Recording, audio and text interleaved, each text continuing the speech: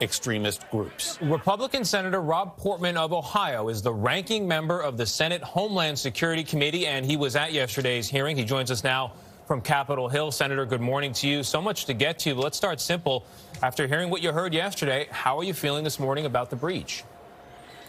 Well, I think we've got big problems in two ways. One, we weren't properly prepared. That goes to the intelligence failure you just talked about, and you said it exactly right. There was plenty of other evidence, though, in addition to the FBI report that never reached the right people. There was evidence in the public media, as an example, that there would be violence. And then second, our police officers were not properly trained and were not properly equipped. They had not been trained on infiltration. They did not have riot gear, as compared to, as an example, the Metropolitan Police Department in the District of Columbia that have that kind of equipment and training. And then finally, after the attack occurred, why did it take so long to get reinforcements there, particularly National Guard? Yeah. And as you say, there are differences of opinion there. We're going to get to the bottom of it. We have to, because it's so important this never happens again. Yeah, it sure is. Senator, after 9/11, I recall people pointed to a lack of coordination between law enforcement agencies and intelligence groups. Now, 20 years later, it seems like a lack of coordination was again an issue. Would you agree? Absolutely. The Norfolk office of the FBI provided a report to the Joint Terrorism Task Force. We know that. That report then came to the Capitol Hill Police, but it got stuck in their intelligence division at the level of a sergeant. It never got up to the decision makers. That's a problem, and that's part of what you're pointing out continues to be a problem, that the intelligence is out there, but it often doesn't get to the right people in a timely manner. If it had, I think they would have been much better prepared, including calling in the National Guard to help. And frankly, being better prepared not to have the perimeter be so far out to be able to, anticipate what was going to happen. And yet they did not have that intelligence, and they weren't prepared. Again, I will say there was a lot of information out there that this was likely to be a violent encounter. So I don't think that the intelligence report not being there excuses the fact that they weren't better prepared. Yeah, well, hindsight is always 20/20, as we know. Yet there is the question, as you point out, of why we didn't see this coming in the first place. Something that's been raised, and I want to put to you now, is was the nature of the threat something that blinded law enforcement? In other words, this was not a foreign terror group at issue here, but in fact white supporters of the sitting president. What we heard yesterday was that there had been a couple of other MAGA rallies that had occurred, and that law enforcement, I think pretty much across the board, was looking at that as the model. That was not the model. This was very different.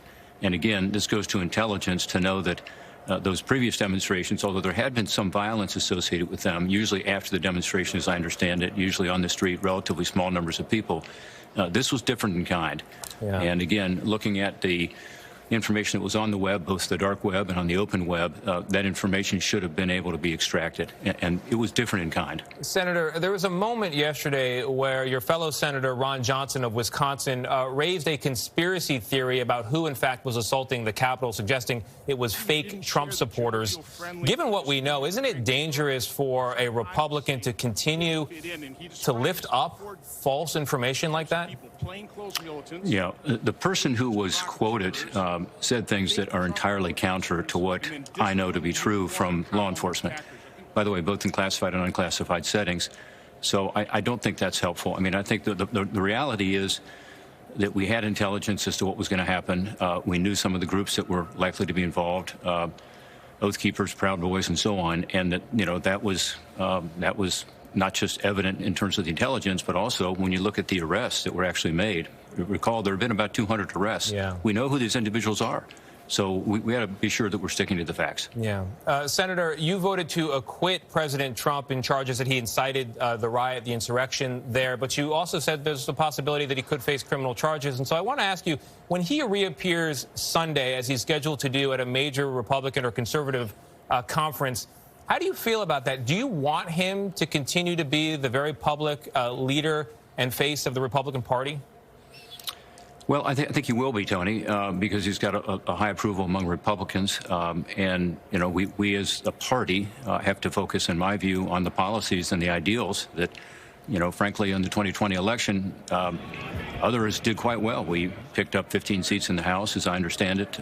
We did better than expected in the Senate races. We did better in terms of State House, picked up 3 additional states in terms of their Republican majorities in their state houses. So when you stick to the policies and the ideals of the party, including some of the issues regarding the economy, which was going quite well prior to COVID-19, and kind of get back to the basics. I think that's where we ought to be as a party. It shouldn't be about personality. It shouldn't be about one individual. It should be about who we stand for as a party.